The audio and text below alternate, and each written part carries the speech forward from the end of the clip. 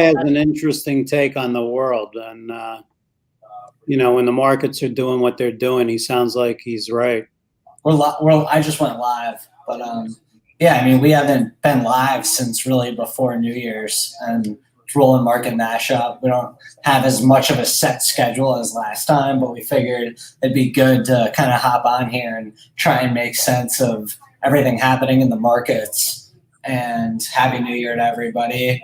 The Dow's over 31,000 right now. Tech is up huge. Everything's up huge. And small caps are really what's gone on the most epic run of everything. Russell 2000. And Bitcoin hit over 40,000 today, which is crazy because I feel like the last time we were on here, it was hovering under 20,000, and it's just been a rocket ship. And yeah, there was a sweep in Georgia, but there's still a split Senate, so it doesn't really matter that much. But the markets are ripping. It matters. It's definitely not a split Senate. May seem that way. They have one seat advantage, and midterms are right around the corner. They're not going to be stupid to burn bridges with what the Republicans have in store in a couple of years with who's coming in. So the split Senate, Dan's correct. And 3 to 4 of the Democratic senators are very fiscally Republican. So when you really dive into this, it's going to be hard for them to make major inroads with taxes, especially coming out of this pandemic to stimulate the economy. The last thing you want to do is crank up taxes. That kind of lets the steam out completely and is really a double negative. So I don't think that's going to be the top priority of Biden's administration. Well, basically the bond market is telling you there's going to be inflation coming up. Dollar's, pretty weak. It's been weak. It's going to stay weak. And as long as people aren't concerned about rates moving higher, which they will eventually, it's a matter of what will trigger it. Everything is roses. So until those rates go up, you have to expect that, like, where else is there to put cash? Like you always tell us that, right? Well, that continues to be the case, but rates going up can really cause. And if you look at the futures, 30-year, 10-year, they're going up pretty considerably every day. So Dad, how are you?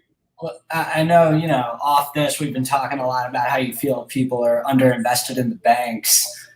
Is that kind of how you're positioning? Or are you trying to get more top heavy in the banks versus? Well, I don't have enough banks either, but banks will do well as rates go up. And don't forget, they're now able to buy back stock. And the feeling is that they put aside a lot of money for big losses, and a lot of those losses are not going to happen. So they're going to be able to put more money to work and take that money from being on the sidelines. So there's a lot going on with the banks that are, that are nice tailwinds.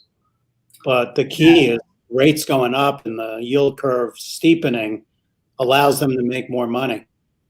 So what's your favorite bank to own? Well, they're all up big. I mean, Goldman and JP Morgan. I'm not in Goldman anymore, unfortunately. And these stocks have moved so fast, so quick.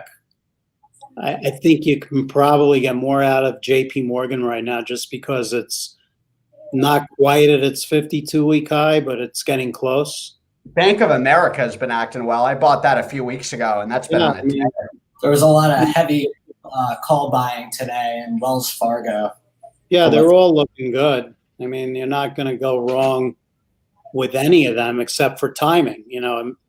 To jump in now is a little scary. Yeah, well, it's interesting because I'm obviously not really in the banks that much. I'm more top-heavy tech, and the last few days you've been kind of feeling the pain in that, and today you're getting a rebound. And I know there's several people out there that share the opinion of, at the end of the day, once earnings come around, big tech is going to show that that's what's doing well. Now, the future, regardless of what's going on with the vaccine, and I know there's a lot of progress with that, and recovery trades active right now, but long-term and short-term, they're not going to outperform tech as far as earnings go. And I'm wondering if, and I didn't look at the banks, but when I was looking at a lot of the charts before we even hopped on here, and everyone's like, oh, you're going to see this correction. You did. Everything kind of came 10% off over the last week. You can't find a stock that has not come at least about 8 to 10% off. Some of them were significant, even Apple, even Microsoft. And then I look at the stocks I own, like Twilio and Fastly, for example. And yesterday I'm looking at Fastly and I'm like, all right, is that just done? Are people just going to be out of that? And no, what happened was there was a healthy correction. Now it's up over 7%. You look at Fastly, it was $30 off of its high in the matter of a week. And now, it's up 350 again, right off of the 50-day moving average. And I'm just wondering if this was such an insane opportunity to buy the dip in names like AMD, Nvidia, Microsoft, Apple one last time. Even Apple, it came, $10, $12 off of its highs. You'll have another chance soon. I don't think this was a one last time thing at all. Everyone was talking about how there was a dip coming, and it doesn't always feel really, really painful. Sometimes it's just air getting let out of the ball, and you saw an 8 to 10% correction. And to see more than that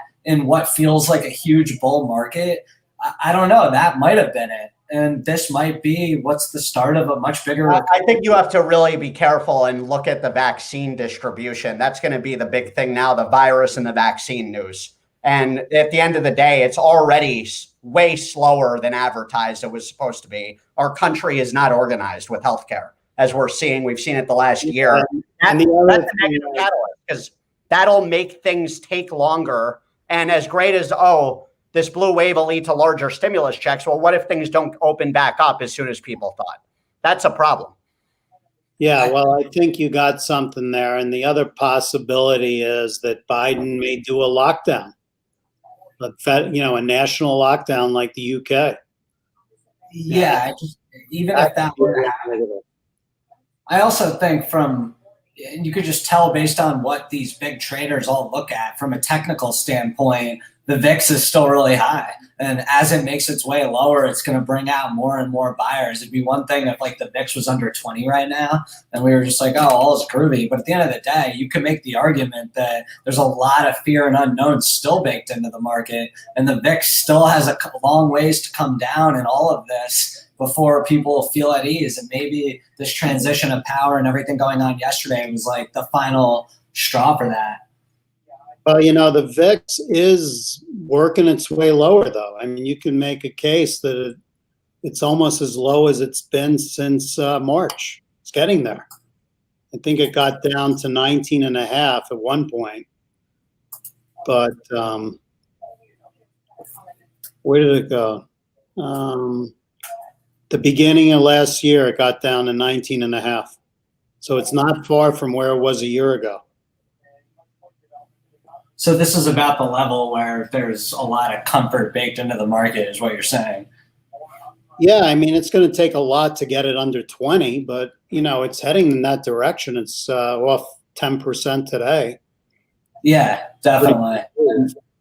Today is just wild right now. And I also feel like we should go over some of these recent public company SPACs, because some of them are obviously – who knows what's going on, but some of them are actually really legit companies that aren't necessarily on the radar yet. Like, I know we all own SSPK, which is weed. 1,500, not 1,000. Like I told you, I'm pumped. I thought I only owned 1,000 of that. I'm long 1,500 of it. Nice. Well, Weed Maps, which right now isn't even trading under Weed Maps, and at some point it's going to trade to another ticker. That's kind of the story with a lot of these, is they're still in their pre-inning stages where they haven't even switched tickers over to the company they're actually trading at. Like IPOC is going to switch over to Clover tomorrow, Clover Health. And, they've been trending up to that point. And Mike, the company I gave you, STIC, no one's talking about it yet, but I feel like as soon as BarkBox hits the scene and people are like, oh, this is Chewy's new competitor. You're dead on, Dan. That BarkBox, that's why I jumped on that with you. That's just a little early. It's a little early, that's all. And then BFT. Symbol on stick. STIC. It's better to be early than late. That's the bottom line there. Yeah, and I'm not going heavy on too many of these SPACs, but I do own a few of them. I own Look at BTNU, our B-Town Menus ticker that we joke around about. I told you guys that's that Peter Thiel and Richard Lee, the Asian billionaire tycoon mogul, and it is up huge today. Absolutely huge. Interesting. Yeah, I don't own that one. That's another gem out of the SPACs that is a real deal SPAC. The two that I really like the most, aside from Stick, which I just own a little bit of because it's basically the younger sister of Chewy, and obviously Chewy's still like the big gorilla in the space. But BFT, which is PlaySafe, which is kind of in the Square and PayPal arena, and they're just kind of starting to get attention. I think that's going to be a huge winner. And then obviously the one we talked about, Weed Maps. And let's talk about huge winners here, the gene editing sector, which I don't think we really have dove into. And did you say BFT as in Bobby? BFT? Yeah. BFT. BFT, the guy from Big Cat. Right now is trading under Folly, and it's a SPAC acquisition company, but it is going to change over to PlaySafe. I'm not quite sure what the ticker will be, but PlaySafe is a big time payments company, and they're growing and they're doing really, really well. They're growing at really high volumes. And you kind of look at what's going on with Square and PayPal, they're in that arena. So that'll be an interesting one. But yeah, Mike, I know, you should dive into those because you guys are long a bunch. I've been looking at Edit a little bit because that's one that I keep seeing a lot of call options being bought for. Yeah, this space, Dan, like, and Dad, we've all talked about it offline a bit. I think as we've talked about like the psychedelics last year a bit, this is so early on. So for our viewers, don't get crazy early on here. Like I know Dad and I bought all 5, which I'll highlight now. Dan, you're wetting your beak. These are long-term plays. So expect a ton of short-term dips. They've run up a ton, but they're going to fall a ton too. So it's not like these are just going to be parabolic ongoing. Buckle up. Beam, BEAM, M as in Mike, is one of them. Edit, the one Dan just highlighted. The symbol blue, like the color, is another one. The symbol NTLA is the other. And then what was the one I'm missing here, Dad? CRISPR. The big boy, CRSP, which is the behemoth in the space.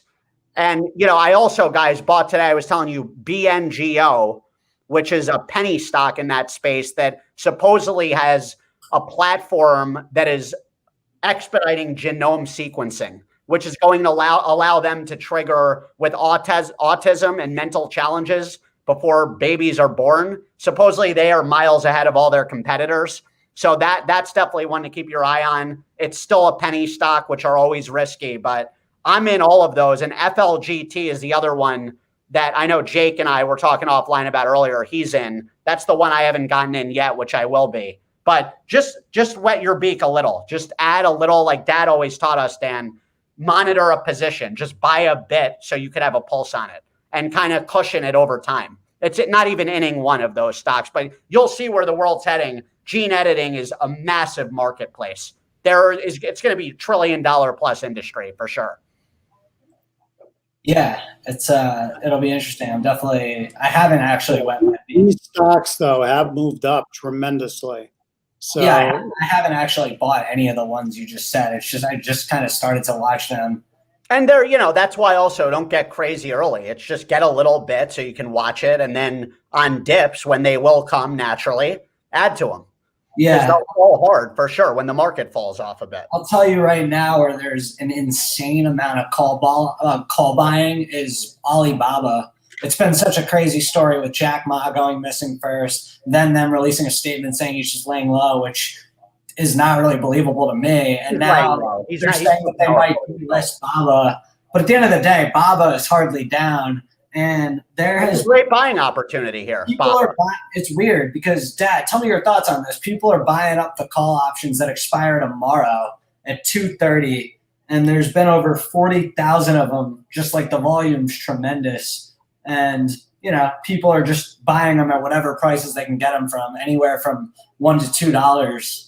Yeah, but do we know if they're covering shorts or those calls that are being cover from people that had sold them against the stock?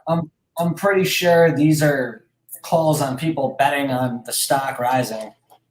Yeah, I mean, the volatility in this stock short term is so big, it could be up 10 or $15 tomorrow. So But people let's are be real, playing they're not favor. going to delist. The concern of it getting off the stock exchange, no chance is that actually going to happen. And it's Alibaba. You're going to look back at this as a great buying opportunity, Baba. Yeah, I agree.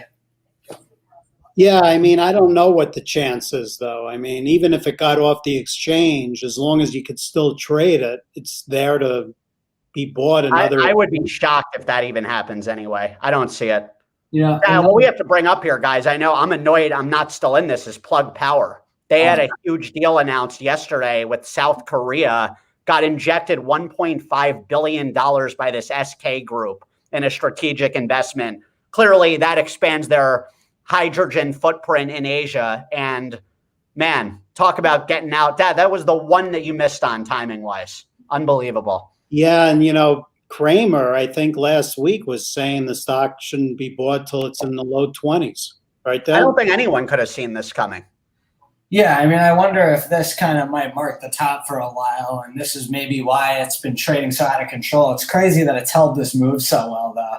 I mean, stock's at 45 right now. I mean, it's a sexy niche when you think about anyone that's in that sector that's making inroads, and the whole carbon footprint being more energy friendly with the way things, efficiency with behemoths. I mean, they have some massive partnerships, and now that South Korea deal, you've got to be licking your chops if you're in Plug right now. But yeah, the other side of it is because so many people made a ton of money that were in this thing. If they sold it today, that's probably why you see the other parts of the sector doing so well. Mm-hmm. Yeah, just to switch sectors, though, like right now, when you look at Fastly's chart, I think that stock is going to more than double from here this year. Look at the chart right now. It feels like that they were buying the hundreds. And that's why I brought it up again, because another big order just went through of them buying the 100. So today, just on my radar, there's been over $700,000 in premiums purchased for the 100 strike price for January 29th. And they're paying on average like a little over $2. And, I've been long this stock since the 60s. And it's been great because I've been selling call options and just making a lot off the call options, and ran it up to I think it got as high as just under 110. And then it faded all the way down to almost below 80. And who knows if this is the beginning of another rally or if this is just like a dead cat bounce, it's going way lower. But I kind of think that the names that were really, really good in 2020 are going to be possibly even better this year. And you look at CloudNet or not CloudNet, the ticker's net, it's Cloudflare. They're the other one. And you can almost just pick your poison with the That's ticker. a great stock. I like that you brought them up, Dan. They're flying under the radar. And it's funny you bring them up. I had my eye on them last night. They're not flying under the radar at all. Their stock is they're not talked about enough, though. Net is a behemoth with where the world's heading. That's a great holding. Well, they're a very similar company as Fastly, but their chart's almost even cleaner. I think, though, Fastly, the reason they've had that huge dip back in October was the whole TikTok thing, when TikTok was going to drop them as a client because of the China-United States thing. And, that didn't end up happening, and they've been kind of trending their way back up. And I don't know. I just feel like if they break out of this range, it's going to be one of those never look back moments. And I do think that will happen. And it just broke out while you're talking, Dan. I don't know how many people are watching us, but it just made a new high on the day. Yep, of course it did. And guys, I think let's switch gears here a bit with the whole Biden administration. Just talk about the narrative around the stimulus bill, naturally infrastructure. Dad, I know you brought up a few months ago the potential, before even we knew who would be president, if Biden won, infrastructure stocks. Now that we have a sweep, I wanted to bring up to my viewers, I bought Otis yesterday, OTIS, that the largest elevator and escalator manufacturer I told you guys about. I think it's a great play. It gives you also exposure to China when you know what they're doing with construction. And I just think that's a stock that's a behemoth, and the chart looks good. I think it's a good value play right now and a growth story with where the world's heading and this potential infrastructure bill. So I got in that yesterday. I think, Dad, I know U.S. Steel was a big holding of yours. Do you like getting back in X here? It's interesting today. It looks like a lot of those names are under pressure somewhat. They're not. Which is interesting. They don't have the strength they did yesterday. Could be a good buying opportunity. Well, let me just tell you, in U.S. Steel, there's been unusual put activity buying. People spending hundreds of thousands of dollars buying puts at the 23s, 22s. And I think there's good reason for that. I mean, Dan, we talked about it yesterday. If you look at the 50-day chart on U.S. Steel, the 50 days around 1437. So this stock is so far above the 50-day that it just can't hold up here. And I think that's why you're seeing so much put activity. I think that's also part of the reason why you're seeing tech bounce back, because tech kind of has been sliding back to some of the 50 days. Like, I know I already talked about Fastly, but you look at DraftKings, and that's a whole different story because they had a lockup expiration, and clearly there's some inside selling going that's just weighing this thing. Well, that's also the lottery, the New York Cuomo comment about the gambling and the state, the legalization, wanting to work closely with the lottery instead. That kind of threw a wrench in that momentum short term. Yeah, regardless, though, it seems like the tech stocks are almost more of what's now bouncing off their 50 days. And yeah, Dad, you did make a good point. And based off that, I almost am back to just thinking the same trade that was dominant all, the last few months up until last week is going to be what's great again, which is tech. I mean, if you look at like an Amazon and Facebook, they haven't acted that great the last few months. So some of these behemoths are good entry points here. And I laugh when I hear, oh, tech's done under Biden. It's like, are you kidding me? Big tech's not done. Well, you also have to think about, if you want to talk about the stimulus, you want to think about the checks that'll go out. And that's great for Walmart, Target. I'm in Walmart. Amazon. I mean, there's no question.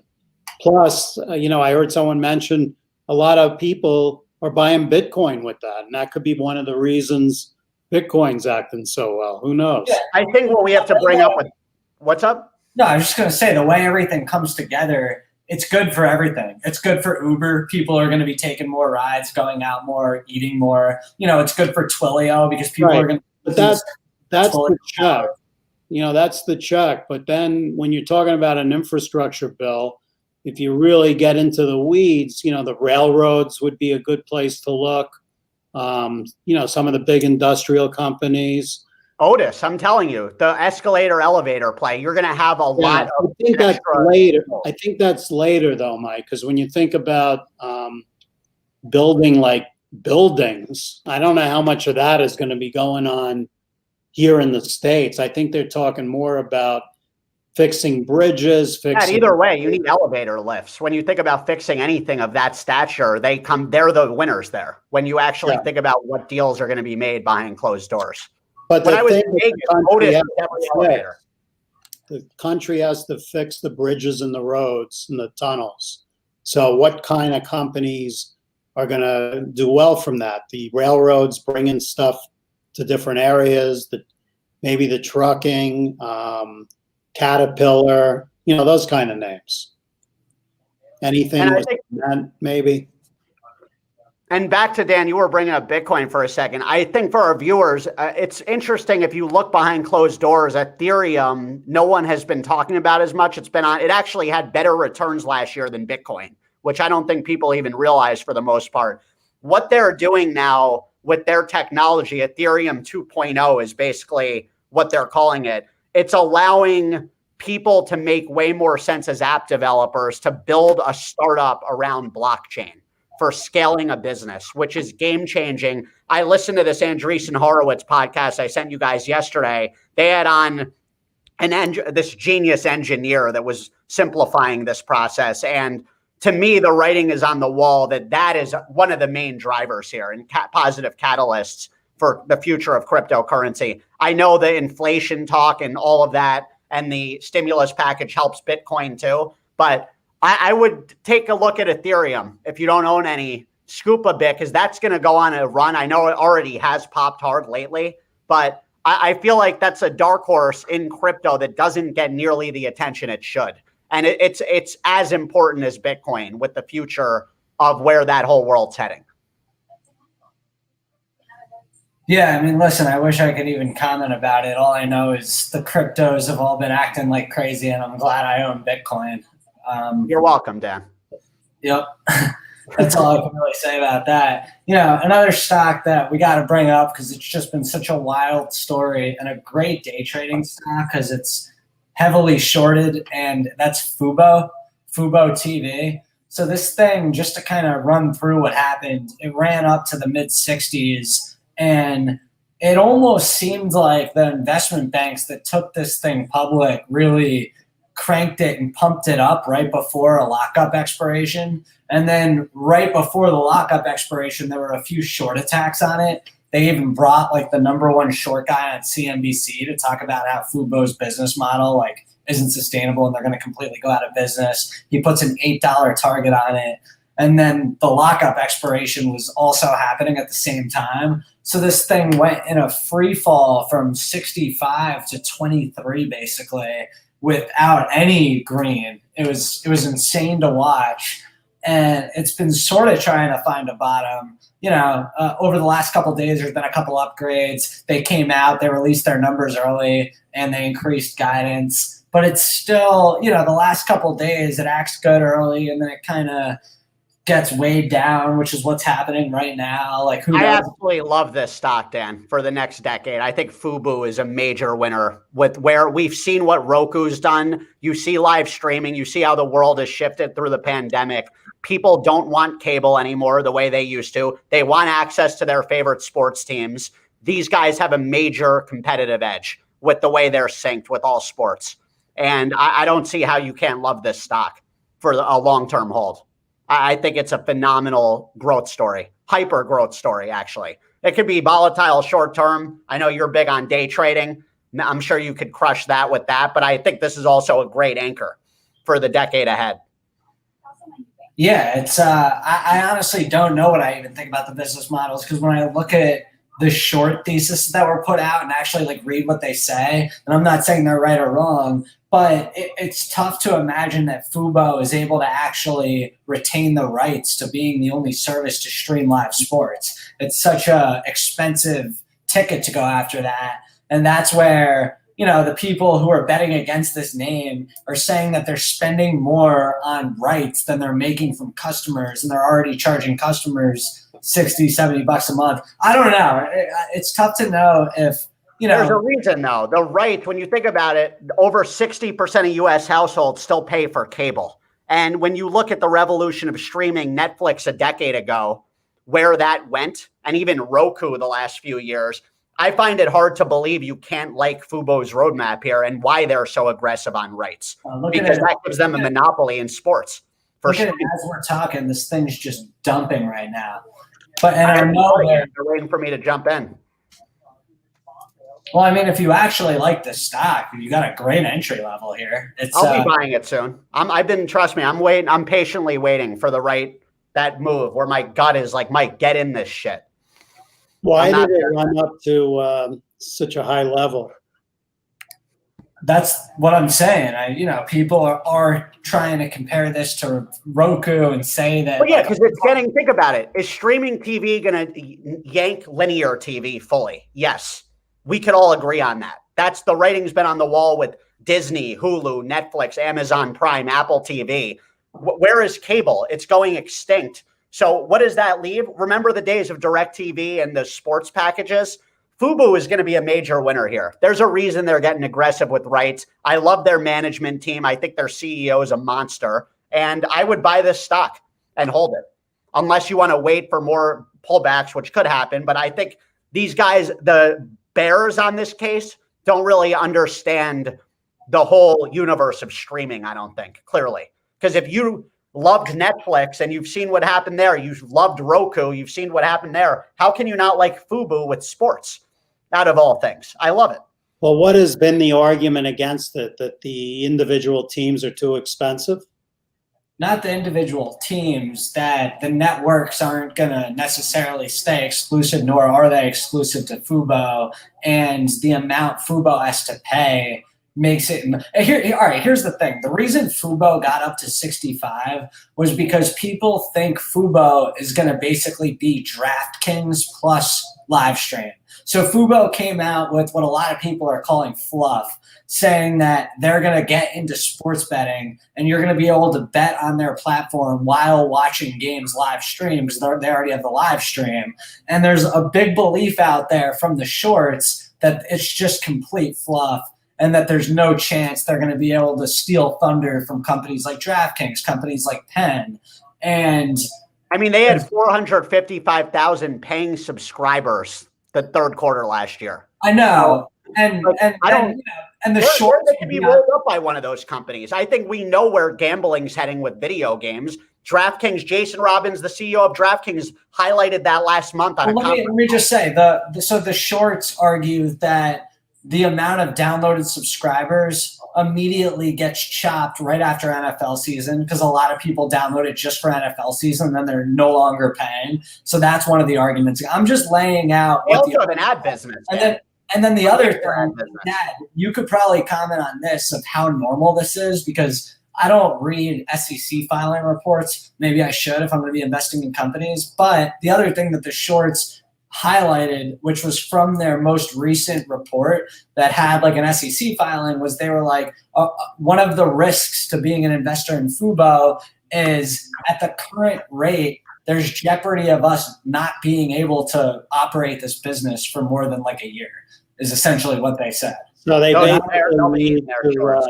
to need to raise money. There's going to be a secondary very quickly, probably. Great, and they will, and they're going to be winning huge. They will 20x from here. Mark my words, at least the next decade. Dad, let me ask you the other question because you kind of spun it one day where you basically said when companies do a secondary, oftentimes it catches shorts in a squeeze. And could you kind of explain that?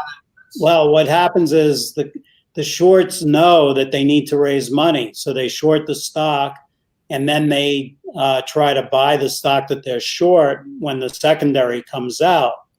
Now, what the company tries to do is not sell the stock that they're offering to the short sellers, and they keep it away from hedge funds who are typically the short sellers. And they can only do that if there's enough demand from institutions for the company. Yeah, I mean, guys, the way I sum this up, that creates a short squeeze if they're able to do that, because all these shorts are then forced to cover. And then let me just say one more point that might add to what you just said and kind of complement that theory is they are scheduled to present at one of these big investor day things on November 12th, I believe. It's either the 9th it's got to be the 12th. The 9th this weekend. So that might be a big catalyst for them because based on what I hear, when companies do that, oftentimes it leads to a lot of institutional interest in the company. Is that true? I mean, what I want to ask you guys, there's 120 million people in the country that right now are subscribing to cable for sports and news. Do you not think in 10 years from now, they're going to all be subscribing to streaming? They will be. Guaranteed. Well, yeah, I guess my question is always what makes them win? And the other thing, let me just say before you even comment on that, the other things that the shorts say is, so Disney took over a partial ownership in Fubo that I guess they got from a company they acquired that had ownership in Fubo. And apparently, they were eager to kind of dump at least a lot of their shares. But this could be spun in all different types of ways. You know what I mean? So it's Well, yeah. Disney, unless they wanted to buy the company outright, I'm sure would want to get rid of that part. I mean, I think just even where we know where gambling is heading alone with live streaming, we've seen how popular Twitch has gotten and how the fact that Apple, Disney, and Amazon have all gotten in the Netflix wars with streaming. And we've seen how Roku has been able to, if we recall a few years ago, there were a lot of bears on Roku with, how are they going to compete with Amazon? How are they going to distinguish themselves? They figured it out pretty damn well. Yeah, I see the same thing with Fubo on another level. I think there's a lot of people that never quite understood Roku, and I'll admit I was one of them. Yeah, that's always the best stock, Stan, when most people have no idea what the hell it is, and you actually do, and you're bullish on it. Let me just say, as far as a day trade goes, it wouldn't shock me if you see Fubo make a run to 30 today. I've been following the stock closely. and it's just, it does those types of moves. I think it's really actually important that it made its bottom today. If it breaks the levels it already got to, I think the Bears are just heavily in control of this thing, and it needs to show some sort of momentum here. But yeah, it's such the only thing I would say, Dan, the only thing I would say is I'm looking at the volume, and that the spike when it went down to 27.20-ish was red. Yeah, it's not really that big, you know? Like, it doesn't give me comfort that that's the low. When it went down from where? What are you talking about? The big the lowest point today, a few minutes ago, it got down to 27.20 or so, 22. And the spike on the volume there was not dramatic, you know? Yeah, I mean, that's definitely a good point. But that's the only thing that concerns me. I will say you're seeing positive divergence on the RSI, and it's starting to get to a level where it looks like the bulls are just going to step in from technical indicators that'll start going off for them. I might be one of those bulls off. That's what I realized happens. You have so many people that are looking at the same technicals on these charts that it's self-fulfilling, right? Yeah, it really is true though, and it takes such volume and a specific reason to shake those off, because it's right now the market's kind of controlled by day traders. It kind of feels like that. Yeah, I mean, that's the thing. If you can find a stock that suddenly has a real buyer in it, you're off to the races. Yeah, I know. I mean, look, the only stock that I could really think of that I don't think has seen a dip since the last couple of weeks is Tesla. It's just read through everything, and it's the only stock that I've looked at that hasn't had like a correction. And when you really look at like the way stocks have acted in the last couple of weeks, I think people put a lot of hedge on ahead of this election, and it didn't matter the results, and now it's moving forward time. So yeah, Tesla's been in a straight line, and there's a lot of stocks, though, in the last couple of weeks that have done that. I mean, you know, I've talked about Mosaic with you guys and BHP, even British Petroleum, which has been a dog forever, has finally broken through and, you know, is off to the races. Yeah, and like MindMed, they secured more funding today. I saw that company continues to dominate. Which we're sitting pretty there long term. As I tell anyone that asks me about that, any big dip, buy more. Yeah, it's interesting. I'm starting to see like a few people here and there on Twitter randomly throw out MindMed. Not enough where it's like, oh man, like this is now just like a retail stock. But like, there's a couple people starting to figure it out, which you like. You want to see that, right? Like you want to. Sure. I mean, they could jump on the bandwagon with us. It's been moving. And it's going to move faster. Back to Fubo for a second. It's the #1 talked about stock on Twitter. That's why I'm not in it yet. Well, yeah, that's probably because people were in it at 60 and lost all their money. They have no clue what they're talking about. That thing is a decade. This is a long-term play. It might be way too early. So I'm not in it yet. I'm going to be, but I'm waiting. Well, Dad, you got any final thoughts here?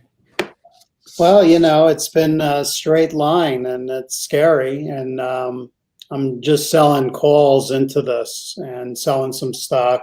Dad, you must be licking your chops over there. No, I sold a little Mosaic today, and I sold a little BHP, and I sold options against some Cisco that has kind of been a dud, and I've sold some options against NIO and Intel. I'm trying to sell options in Apple just as a hedge. I sold some Microsoft calls. You know, I think you got to use these big moves to take advantage and peel off. You know, there'll be another opportunity, and maybe this keeps going, but even within it going, and you're able to find opportunities. So Fastly is just ripping right now. So is Twilio. What's not ripping? Well, I mean, there's stocks that are ripping, and then there's stocks that are really, really ripping. Look at CRSP today. What's not ripping is DraftKings. Stock hasn't done anything. Yeah, I noticed Stevie Wynn, MGM, LVS all down on the day. So it's getting pressure. Yeah, Penn's red today. Look, Which is Cuomo wants to build his own casinos and have the state run it. They'll end up losing so much That money. guy is the biggest schmuck I've ever met. I haven't met him, ever heard speak in my life. I don't understand how he's even in a leadership role. I hate him. He's such an idiot. The Cuomo brothers in general, I can't stand those guys. But anyway, the thought of the state actually running a casino is kind of hilarious to me. I don't think that'll ever work. They clearly will fail miserably. States don't know how to do anything. Also, notable earnings today. Micron has their earnings today, I believe. And that's just going to be interesting because it's going to put the whole chip sector. They're going to kill it, Dan. You know, I was bringing them up to you a couple of weeks ago. MEU.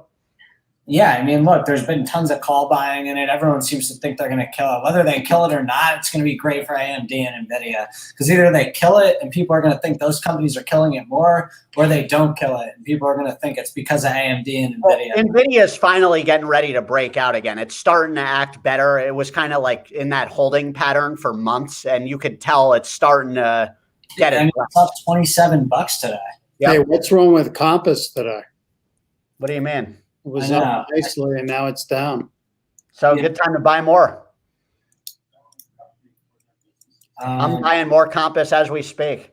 Yeah, anytime I see a stock like Compass drop in a straight line like that, I always wonder if there's like some sort of press release that just got announced. Because aren't they waiting on certain trials and stuff like that in the space that they're in? You know, that's always the case short term with these spaces. But that, you know, it's like that. And what was it that I bought today? NMTR, the celiac disease penny stock. It was trading at $20 earlier in 2020 and fell off a cliff. You know, some kind of trial didn't work out, and then they have more money, and it does work out, and then it soars. For sure. So Baba's green now. Yeah, they're doing some reversing on different names, I notice. It's definitely some shifting going on. All right, guys. It's been fun. Cool. Subscribe, Rolland Market Mashup. Thanks for tuning in. Go make some money. Boom.